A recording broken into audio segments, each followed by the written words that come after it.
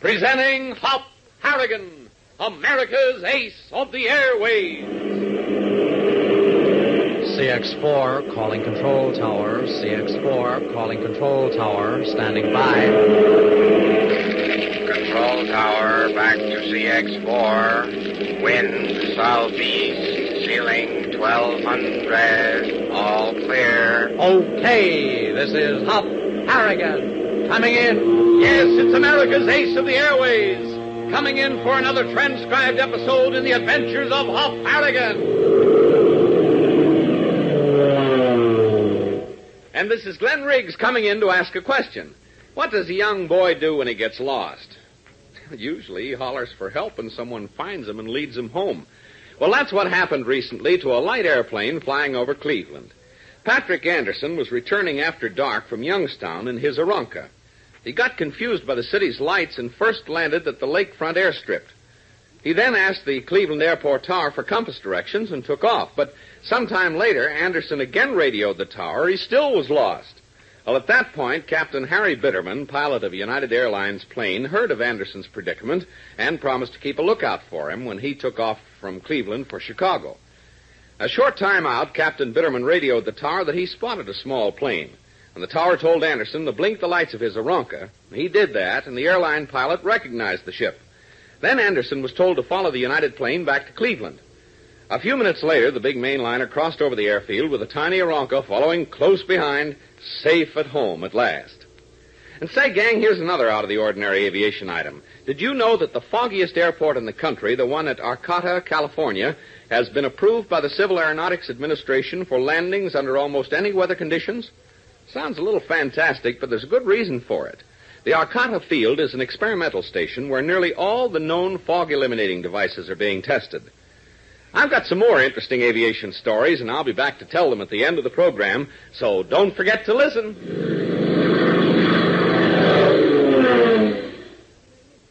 And now to our story. Hop and Tank have discovered that Dixie Davenport has withdrawn $50,000 from her Los Angeles bank, which she planned to deposit in a small bank in the desert town of Barstow. Fearing that Tex Regan, the man they are certain kidnapped her horse Sequoia, would somehow double-cross her, the boys headed for Barstow in their plane. But as you recall, they were intercepted en route by Dixie's own plane, a reconverted C-47, obviously piloted by Joe Bell, Dixie's pilot. The twin-engine transport roared down on the Beechcraft, and a machine gun suddenly opened up. Burst after burst poured into their plane, and before Hop could maneuver out of the trap, the Beech whipped over on one wing, corkscrewing earthward in an uncontrollable spin. Pull her out, Hop. Pull her out. I don't think I can. The rudder pedals don't answer. Oh, my gosh. Maybe I can level over with my ailerons and the trim tabs. Move fast. The ground's coming awful close. Here goes. Come on, baby. Come on. Give her more power. She's easing off. Good. That's it, baby. Steady. Okay, made it. Yeah, but now we're diving. We got less than 1,000 feet. Brace yourself and pray the wings don't come off. Baby, please hold together. Don't fall apart on us now. Here we go. Tank, we're level. What? I can't believe it. Now we'll have to sit down fast. Sit down. There ain't nothing but hills under us. I think I see open ground through that pass. You ain't got any rudder. I know it. Oh, I can't look. Tank, keep your eyes open and watch for the C-47. Pop, Joe Bell's coming down to get after us. We can get through that pass. He won't be able to follow. Throttle wide open. In the slot. Gosh, if he starts with that Tommy gun now, he'll get us good. Almost to the pass. Stand by. Still crowding our tail. Why don't he open up? Don't ask for it. Okay, going through. Wow, he pulled up. He had to. Hey, look, Tank, I was right. There is open ground. That field ahead's as smooth as a billiard table. Something's working our way for a change. Okay, we're through the pass. I'm going in. Give me wheels and flaps. We're landing downwind. There's enough room, and I don't want to chance any turns without a rudder. Okay, wheels down. Flaps 20. Check. Stand by. Wonder where the C-47 is. Watch for it. Flying in. Make it good. Brother, we sure are landing high. We'll be all right. We'll take a long rollout. Hope we we don't run into no ditches. We won't. It's smooth and level. There. Everything's under control now. Wow. Never thought we'd make it. I'll taxi you over to that clump of trees in case. In case of what? Another surprise visit. The trees will give us some cover. I don't see the transport. Oh, yes, I do. Just coming over the hills. I thought so. He's looking for us. Now, this is about as far as we can go. Pile out. He's cutting west. Now, keep back. Still holding course. Ain't turning any. Good. Then we're okay. Now, wait a minute. He's climbing. He has to if he's going to clear that other range of hills. Maybe he'll turn back. No, he ain't. He's going right over. Whoopee. Ooh, that's a relief. Now, let's see what shape the beach is in. Boy, look at them wings. The bottom one on this side especially. It's like a soup strainer. No structural damage, though. I want to see the rudder. Come on. If it's shot up bad, we'll have a sweet time getting out of here. But, Tank, look. It's hardly been scratched. Then what? Oh, here. The rudder cable. One of the slugs must have nicked it and gave way. Can you fix it? Yeah, sure. There's some spare cable in the toolkit. Give me 15 minutes and the road'll be good as new. Swell. We've got to reach that bank in Barstow before Dixie leaves. So, in a matter of seconds, Tank is splicing on a new rudder cable.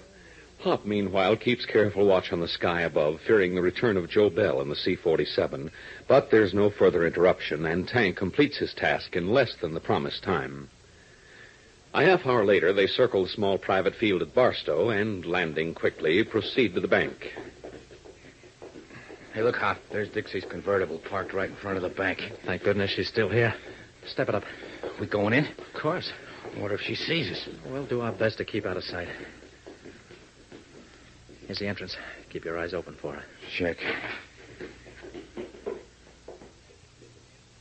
See her? No. Walk forward. Over to that desk.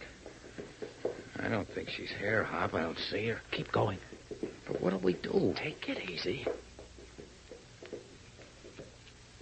Now, take a deposit slip and a pen. Make believe you're filling it out. Oh, why all the hocus pocus? Dixie ain't here, I tell you. She must be, or her car wouldn't be parked outside. Maybe she crawled under a desk. Don't be funny. This is a small bank. They don't handle sums like $50,000 every day. She wouldn't be dealing with the tellers. Who then? Hey, move over to that door marked private. Take the pen and the deposit slip with you. There's a desk there. Hey, look, they're going to start to get suspicious soon, and before you know it, they'll call the cops. Do as I say. Hey, who's that? The president of the bank. That's his office. We can hear him through the transom.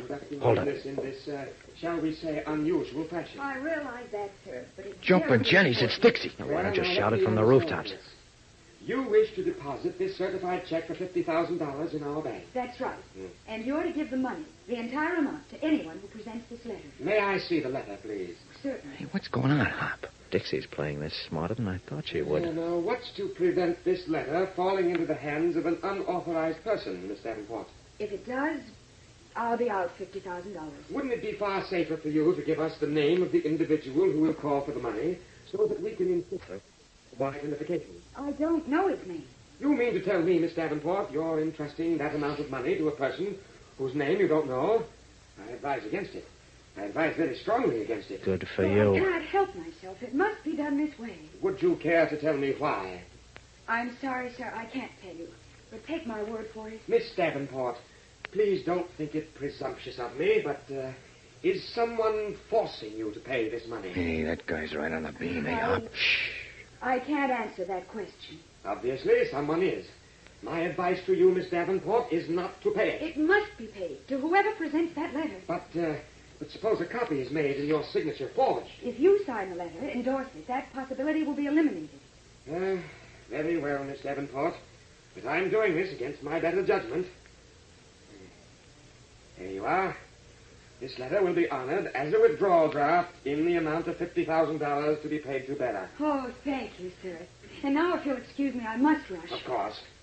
Permit me to... Tank, she's coming out. Jumping Jennies, let's beat it. It's too late. Turn around, concentrate on this paper, and don't move. Hunched over the high desk, literally frozen, Hop and Tank wait anxiously as Dixie Davenport and the president of the bank stand within arm's length. Will she recognize them? And if she does, what then? Well, we'll know in a moment, gang, so stand by. Most of you have probably taken auto trips at one time or another. If you have, you'll recall that many of the roads, even those out in the country, are lined with billboards advertising everything from soup to nuts. Up to now, airplane passengers and pilots didn't have billboards staring them in the face.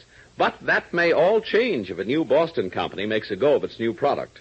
They're experimenting with billboards for flyers. The company surveys the territory in which an advertiser is interested. Then it designs and supervises construction of government-approved air markers. Federal regulations say that 20% of the area of those air markers can be used for advertising. The markers can be painted rooftops, or they may take the form of landscaping, using crushed stones for lettering. So if you take a plane trip in the future, don't be too surprised when you look down on a peaceful countryside and see a giant sign that might read, Podunk Airport, 1 mile, eat at Harry's place. One survey already made shows there's a potential readership of better than 1 million in scheduled transport flights between Boston and New York. Here's another story all tied up with the air age. One college is making sure that high school students don't get ahead of their teachers when it comes to information on the air age. The University of Illinois has started a course in flying for all people who want to be high school teachers. About 75 students now are getting their first instruction on what high school teachers should know about flying so that they'll be able to answer the questions of their teenage students. Well, that's just another sign that the age of aviation is coming into its own. A career in the air is all yours for the asking, if you're well prepared for it. So always remember, America needs flyers. And now back to our story. On reaching the bank in Barstow, Hop and Tank stood outside the door of the bank president's office and, through the transom, overheard the arrangements Dixie Davenport made for the payment of $50,000. But before they could get away, Dixie walked to the door, opened it, and came out. Thank you very much, sir. You don't know how much you've helped me. Glad to be of service, Miss Davenport. Please call on me at any time. I certainly will. Thank you again and goodbye. Goodbye. Casey? Yes, sir. Escort Miss Davenport to her car, please. Yes. Thank you very much. Phew, that was close. How? If she'd seen us, Lord knows what would have happened. Well, come on, we can get out now. No, wait till she drives away. Wait, are we going to follow her? Sure we are, by plane. We'll give her a little head start. Hey, there she goes. Yeah, then let's make tracks. Go ahead. Thanks. Let's say we'll get to the beach faster if we grab a cab. I don't see any around. Hey, watch yourself. There's a car pulling up fast. Hey, what's he want, the whole street? Come on down to the corner. Okay. Just a minute, partner. Huh? Tank, it's Regan. Jumping Jenny. They're looking for a lift. I'll be glad to oblige. Oh, you will you? Watch it. He's got a gun. I'll say I've got a gun. Now, come on, boys. Climb in. You and me are going places. For a split second, Hop and Tank hesitate, for their first impulse is to try to make a break for it. But as Regan slowly lifts his gun, they give up all thought of escape and climb into his car. Gang, there's plenty of action and excitement ahead, so don't miss the next episode. Tune in and fly with Hop Harrigan, America's ace of the airwaves.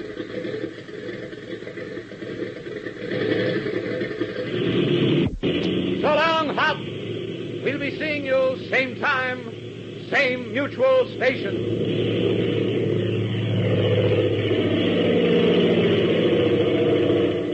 Hop Harrigan is a transcribed, copyrighted feature appearing in All American Comics magazine and is brought to you Monday through Friday, same time, same mutual station.